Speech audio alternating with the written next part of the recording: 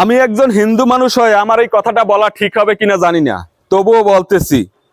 একটা ভিডিওতে দেখলাম বাংলাদেশের অন্তর্বর্তীকালীন সরকারের প্রতিচ্ছবি দিয়ে ইন্ডিয়াতে নাকি অসুরের মূর্তি বানানো হয়েছে।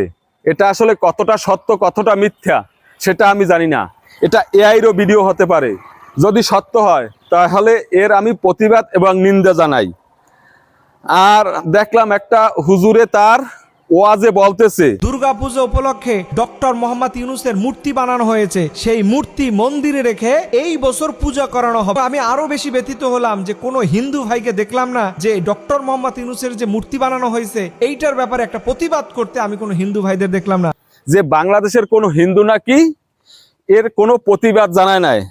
আসলে হুজুর, আপনি যেখানে মাহফিল করতেছিলেন সেখানে তো হাজারো মুসলমান ছিলে, তাদেরকে নিয়ে আপনি রাস্তায় এসে এর প্রতিবাদ করতেন।